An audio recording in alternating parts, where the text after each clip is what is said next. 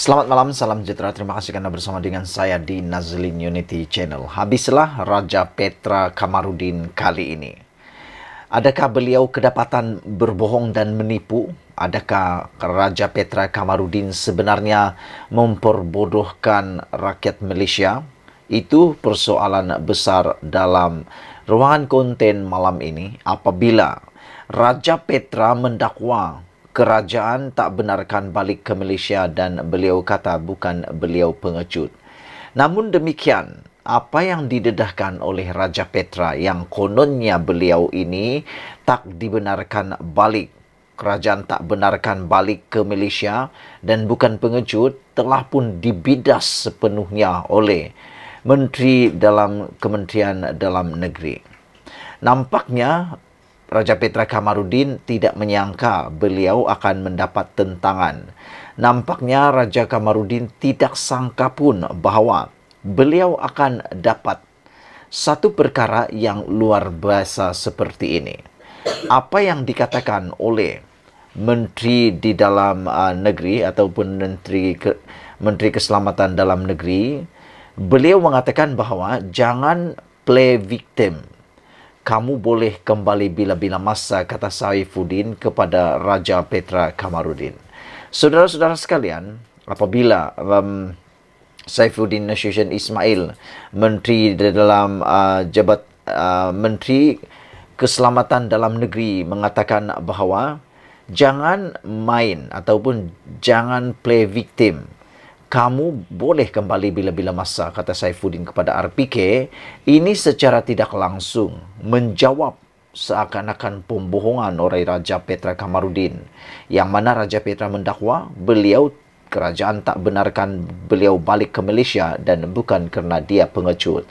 Tetapi jawapan kepada Saifuddin Nasution Ismail ini, penulis blog kontroversi Raja Petra Kamarudin, dia alu-alukan untuk kembali ke Malaysia, tetapi mesti melalui saluran yang betul dan mempunyai dokumen perjalanan yang diperlukan, kata Saifuddin Nasution Ismail. Rupa-rupanya kerajaan tidak pernah menghalang untuk Raja Petra Kamarudin kembali semula ke Malaysia. Namun, beliau perlu balik ke Malaysia mengikut saluran yang betul, kerana Raja Petra Kamarudin bukan kayangan, tidak boleh mendapat kelayanan istimewa dan beliau harus kembali ke Malaysia mengikut saluran yang betul. Saya setuju dengan apa yang dikatakan oleh Menteri Keselamatan Dalam Negeri ini, iaitu Raja Petra Kamarudin boleh pulang ke Malaysia tapi harus mengikut prosedur dan undang-undang Malaysia. Menteri Dalam Negeri itu berkata Raja Petra boleh menghubunginya secara terus jika tidak mempunyai dokumen perjalanan yang diperlukan. Kalau dia rindu sangat nak balik ke tanah air, dia pun rakyat Malaysia. Dia nak balik, dia cuma perlu buat benda yang betul, kata Saifuddin Nasution Ismail. Jalur undang-undangnya adalah dia kena berurusan dengan siapa? Bukan dengan Menteri Belia dan Sukan, bukan Menteri Pertanian. Dia kena berurusan dengan Kementerian Keselamatan Dalam Negeri. Jadi soalnya, sudahkah dia berbuat demikian? Kalau sudah, bila surat dihantar? Email kepada siapa? Siapa dalam Bukit Aman yang dia hubungi, kata beliau lagi. Ini satu persoalan yang harus kita tanya kepada Raja Petra Kamarudin, yang mengatakan bahawa beliau dakwa kerajaan. Raja Petra katakan dakwa kerajaan tak benarkan balik ke Malaysia dan bukan kena pengecut. Saifuddin Nasution Ismail bertanya soalan ini yang amat kritikal yang perlu dijawab oleh Saifuddin Nasution Ismail. Apabila beliau kata jalur undang-undangnya adalah dia kena berurusan dengan siapa? Bukan dengan Menteri Belia dan Sukan, bukan juga Menteri Pertanian. Maknanya Raja Petra Kamarudin kena berurusan dengan orang yang tepat, bukan dengan orang yang sembarangan suka-suka hati dia saja. Dia kena berurusan dengan Kementerian Keselamatan Dalam Negeri. Jadi, soalnya, sudahkah dia berbuat demikian, kata Saifuddin lagi. Kalau sudah, bila dia hantar surat, email kepada siapa? Siapa dalam Bukit Aman yang dia hubungi, kata beliau lagi. Ini satu persoalan yang perlu dijawab oleh Raja Petra Kamarudin. Untuk Raja Petra, pertama, jangan play victim. Kedua, kalau dia benar-benar nak datang balik, dia dialu-alukan, kata Saifuddin kepada media dalam temu bual di pejabatnya semalam. Beliau mendakwa Raja Petra yang dianggapnya sebagai rakan ketika gerakan reformasi telah melarikan diri dari Malaysia untuk mengelak tindakan mahkamah. Dalam video Twitter yang dimuat naik pada Selasa, Raja Petra berkata dia telah beberapa kali cuba pulang ke Malaysia, malah bertemu Zahid Hamidi berhubung perkara itu ketika menjadi timbalan Perdana Menteri dalam pentadbiran Najib Razak dahulu. Dia turut mendakwa telah cuba berunding kembali dengan Bukit Aman berkali-kali, malah telah mengadakan rundingan dengan dua menteri serta Azalina Othman Said mengenai perkara itu. Kerajaan tidak mahu saya kembali ke Malaysia kerana bimbang saya akan membahayakan kerajaan. Itu alasan yang mereka berikan, dakwa Raja Petra Kamarudin lagi. Raja Petra mendakwa dia berjaya memperbaharui pasportnya dengan bantuan Zahid, tetapi tidak mendedahkan bila ia dilakukan atau jika ia telah tamat tempoh sekarang. Penulis blog itu mendakwa tiada kes mahkamah atau pertuduhan yang tertunggak terhadapnya. Beliau mengatakan dia telah berjaya menjejakkan kaki di kedutaan di Suruhanjaya Tinggi Malaysia di Thailand, Indonesia, Singapura dan London tanpa sebarang isu. Apa sahaja pertuduhan terhadap saya telah digugurkan, kata Raja Petra. Pertuduhan itu telah ditarik balik dakwanya. Namun yang menjadi persoalan kita, tak pernah pula kita dengar pengumuman daripada Kementerian Dalam Negeri ataupun Keselamatan Dalam Negeri tentang hal ini. Jauh sekali daripada PDRM maupun SPRM ataupun Immigration. Raja Petra dilaporkan melarikan diri dari negara pada tahun 2009 selepas 2 waran tangkap dikeluarkan terhadapnya kerana gagal hadir ke prosiding mahkamah berhubung artikel yang didakwa berunsur fitnah yang disiarkan di blognya. Saudara-saudara sekalian, ini satu pendedahan yang luar biasa menjawab kepada dakwaan Raja Petra. Satu lagi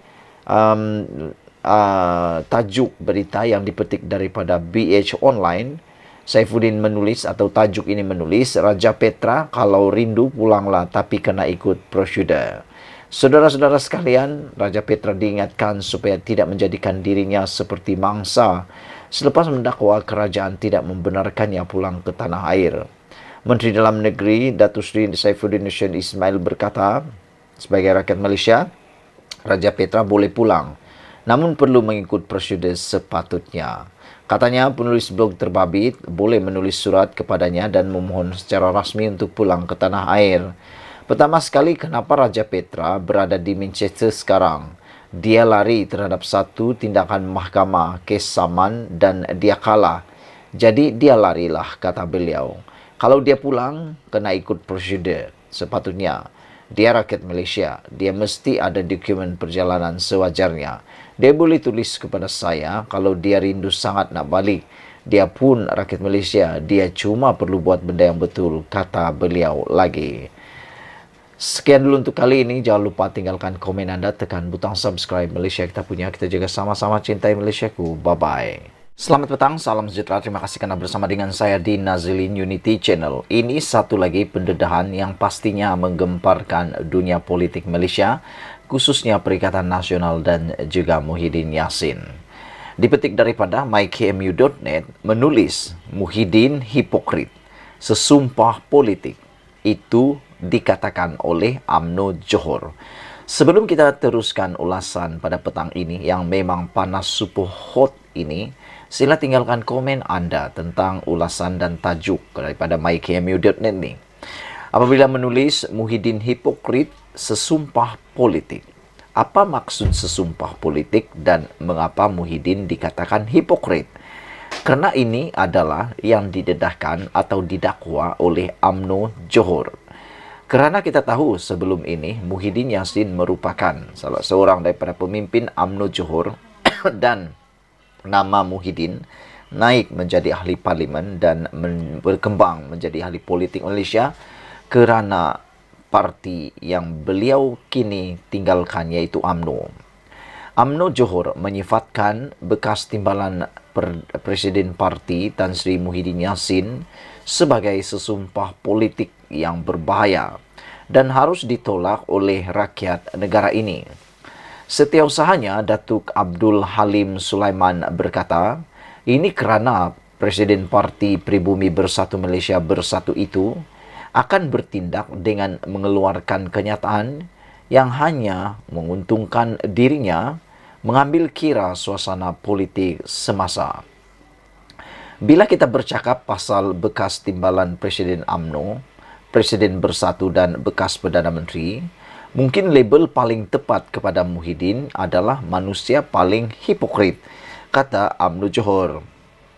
Apatahnya, dia sendiri bercakap tak serupa bikin, kata beliau.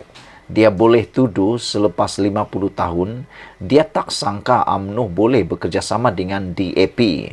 Padahal, dia yang lebih dulu berjabat tangan, berpeluk mesra dengan pemimpin-pemimpin DAP, seperti Lim Kit Siang dan Lim Guan Eng semasa bernafsu untuk jatuhkan kerajaan Barisan Nasional BN pada tahun 2018, kata mereka. Sebabkan dendam kepada UMNO yang berikan kesenangan kepada dia selama berpuluh-puluh tahun, Muhyiddin sanggup bersengkongkol dengan DAP semata-mata nak membalas dendam dan kemeruk berkuasa, katanya dalam satu kenyataan di sini hari ini. Abdul Halim yang juga Ketua UMNO bahagian Tebrau berkata, Muhyiddin mempunyai rekod sebagai individu hipokrit dan pengkhianat dalam sejarah politik negara kerana pernah membuat tuduhan terhadap DAP sebagai sebuah parti Calvinis. Beliau menuduh DAP hanya sebuah parti Calvinis yang tidak pernah memperjuangkan nasib orang Melayu. Sebaliknya, berjuang untuk Malaysia, sejarah perjuangan DAP dari dulu hingga sekarang terlalu Calvinistik. Begitulah gambaran buruk yang Muhyiddin berikan kepada DAP ketika jadi musuh. Tapi bila nak berkawan balik dan ada agenda politik peribadi, Muhyiddin terus jadi sesumpah. Dalam satu ucapan pada Januari 2018, dia pernah memberitahu prinsip bersatu. Siapa bertanding atas Pakatan Harapan PH, DAP, Amanah atau PKR, kita sokong 100%, kata beliau. Pada ketika itu, dia begitu yakin. Setelah terbuang daripada UMNO, Bersatu dan PH telah menjalin kerjasama. Hasilnya, PH menang dalam PRU 14. Begitu juga dalam kes dia bersama PAS. Muhyiddin pernah melabelkan parti yang dia duduk bersama dalam Perikatan Nasional hari ini adalah parti ajaran sesat, katanya. Justru, beliau mengingatkan Muhyiddin, sekiranya hendak meludah ke hak, jangan ke langit, supaya tidak jatuh terkena batang hidung sendiri. Kalau nak buat tuduhan melulu kepada UMNO, intai dulu kudis yang membusuk di badan sendiri. Jangan berlagak suci dan tak pernah buat salah macam orang lain. Semuanya sudah terakam dan tertulis dalam sejarah, katanya. Dipetik daripada utusan, dipetik semula daripada mykmu.net. Dengan tajuk, Muhyiddin Hipokrit Sesumpah Politik. Saudara-saudara sekalian, dalam tulisan kali ini yang dipetik daripada mykmu.net dengan memetik daripada utusan, yang paling menarik sekali ialah apabila penulis mengatakan bahawa bila kita bercakap pasal bekas timbalan Presiden UMNO, Presiden Bersatu dan bekas Perdana Menteri ini, mungkin label paling tepat kepada Muhyiddin adalah manusia paling hipokrit, kata mereka. Apatahnya, dia sendiri bercakap tak serupa bikin. Dia boleh tuduh selepas 50 tahun, dia tak sangka UMNO boleh bekerjasama dengan DAP. Padahal, dia yang lebih dulu berjabat tangan, berperuk mesra dengan pemimpin-pemimpin DAP, seperti Lim Kit Siang dan Lim Guan Eng semasa bernafsu untuk jatuhkan kerajaan Barisan Nasional BN pada 2018, kata beliau. Sebabkan dendam kepada UMNO yang berikan kesenangan kepada dia selama berpuluh-puluh tahun, Muhyiddin sanggup bersekongkol dengan DAP. Semata-mata nak belas dendam dan kemeruk kuasa berkuasa, katanya dalam satu kenyataan di sini hari ini. Abdul Halim yang juga Ketua UMNO bahagian Tebrau berkata, Muhyiddin mempunyai rekod sebagai individu hipokrit dan pengkhianat dalam sejarah politik negara, kerana pernah membuat tuduhan terhadap DAP dan sebagai sebuah parti Kauvinis. Beliau pernah menuduh DAP hanya sebagai sebuah parti Kauvinis yang tak pernah memperjuangkan nasib orang Melayu. Sebaliknya berjuang untuk Malaysia. Sejarah perjuangan DAP dari dulu hingga sekarang terlalu Kauvinistik. Begitulah gambaran buruk yang Muhyiddin berikan kepada DAP ketika jadi musuh. Tapi bila nak berkawan dan ada agenda politik peribadi, Muhyiddin terus jadi sesumpah. Dalam satu ucapan pada tahun 2018, dia pernah memberitahu, prinsip bersatu, siapa bertanding atas Pakatan Harapan PH, sama ada DAP, Amanah atau PKR, kita sokong 100%. Pada ketika itu, dia begitu yakin setelah terbuang daripada UMNO, Bersatu dan PH telah menjalin kerjasama. Hasilnya, PH menang pada PRU 14. Begitu juga dalam kes dia bersama PAS. Muhyiddin pernah melabelkan parti yang dia duduk bersama dalam PN ini hari ini sebagai parti ajaran sesat, katanya. Justru beliau mengingatkan, Muhyiddin sekiranya hendak meludah ke langit atau meludah ke hak, jangan ludah ke langit supaya tidak jatuh terkena batang hidung sendiri, kata beliau. Kalau nak buat tuduhan melulu kepada UMNO, intai dulu kudis yang membusuk di badan sendiri. Jangan berlagak suci dan tak pernah buat salah macam orang lain. Semuanya sudah terakam dan tertulis dalam sejarah, katanya lagi. Sekian dulu untuk kali ini. Jangan lupa tinggalkan komen anda, tekan butang subscribe. Malaysia kita punya, kita juga sama-sama cintai Malaysiaku. Bye-bye. Selamat petang, salam sejahtera. Terima kasih kerana bersama dengan saya di Nazilin Unity Channel. Isu yang hangat petang ini yang anda harus ikuti dari awal sampai akhir ialah berkaitan dengan betapa kelakarnya Muhyiddin mahu jadi Perdana Menteri semula. Dipetik dari mykmu.net. Saudara-saudara, sebelum saya teruskan ulasan pada malam ini, jangan lupa tinggalkan dahulu komen anda dan tekan butang subscribe. Tekan butang subscribe itu percuma. Saudara-saudara sekalian, apa pendapat anda tentang keinginan Perdana Menteri yang dahulu ingin menjadi Perdana Menteri kali kedua? Rekod Malaysia menunjukkan Tun Mahathir Mohamad menjadi Perdana Menteri sebanyak 2 kali. Selain daripada itu, Ismail Sabri Yaakob 1 kali. Selain daripada itu, Muhyiddin Yassin 1 kali. Dan Anwar Ibrahim juga 1 kali. Namun demikian, yang paling berpotensi untuk memecahkan rekod sekali lagi menjadi Perdana Menteri ialah bukan Ismail Sabri Yaakob, bukan Tun Mahathir Mohamad, tetapi Muhyiddin Yassin. Ada orang cuba mempertikaikan.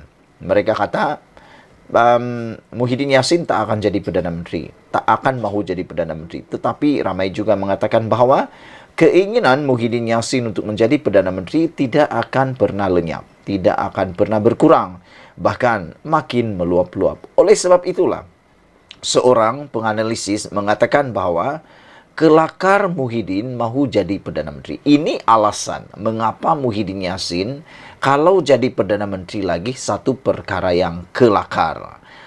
Saudara-saudara sekalian, penganalisis politik Lim Sian Si menyifatkan hasrat pengerusi Perikatan Nasional PN Tan Sri Muhyiddin Yassin mahu kembali menjadi Perdana Menteri sebagai sesuatu yang kelakar. Apa pendapat anda sekalian? Adakah anda juga sependapat dengan penganalisis politik ini, yaitu Lim Sian Si, yang menyifatkan sebagai keinginan Muhyiddin Yassin ataupun kemauan Muhyiddin Yassin untuk mahu kembali menjadi Perdana Menteri adalah sesuatu yang kelakar. Adakah anda juga berpendapat itu kelakar? Kalau anda berpendapat itu kelakar, apa sebabnya? tolong tinggalkan dalam ruangan komen. Tetapi menurut penganalisis politik ini, yaitu Lim Sian Si, beliau menyenaraikan beberapa perkara, beberapa hal yang membuatkan Muhyiddin Yassin sebenarnya kelakar kalau mahu jadi Perdana Menteri lagi, kata beliau. Menurut beliau, Malaysia ketinggalan dari segi ekonomi berbanding negara-negara lain di dunia sepanjang tempoh Muhyiddin menjadi Perdana Menteri dahulu. Beliau mengatakan bahawa Malaysia ketinggalan dari segi ekonomi berbanding negara-negara lain di dunia sepanjang tempoh Muhyiddin menjadi Perdana Menteri dahulu. Itu sebabnya apabila orang membandingkan pemerintahan Perdana Menteri Muhyiddin Yassin dengan pemerintahan Anwar Ibrahim, ada yang mengatakan jauh panggang dari api. Beliau mendakwa situasi itu berlaku akibat sekatan pergerakan separuh masak dengan tempoh yang dikatakan antara paling panjang di dunia. Kata beliau lagi, dah tak pandai ekonomi tapi masih mahu lockdown. Kami begitu lama sebab tamak kuasa, tulis Lim lagi. Saudara-saudara sekalian, pada pendapat saya, kepimpinan Muhyiddin Yassin sebenarnya bernasib malang kerana kebetulan ketika beliau menjadi Perdana Menteri, betul-betul tepat pada waktunya COVID-19 melanda seluruh dunia, bahkan Malaysia khususnya. Ini menyebabkan Muhyiddin Yassin terpaksa membuat keputusan-keputusan yang luar biasa yang tak pernah diambil oleh sesiapa di Malaysia. Termasuklah mengumumkan PKP ataupun Perintah Pergerakan Kawalan Pergerakan yang mana ianya telah pun dibuat. Namun, beberapa penganalisis politik mengatakan itu adalah separuh masak dengan tempoh yang paling panjang, antara paling panjang di dunia. Sim menulis, dah tak pandai ekonomi tapi mahu lockdown kami begitu lama sebab tamak kuasa, tulis beliau. Lockdown pula tak berkesan berbanding negara-negara lain sebab dia buka kilang-kilang dan tapak pembinaan tapi tutup perniagaan kedai-kedai kecil. Katanya dalam hantaran Facebook hari ini. Sian Si berkata, situasi yang berbeza berlaku semasa Datuk Seri Najib Tun Razak menjadi Perdana Menteri.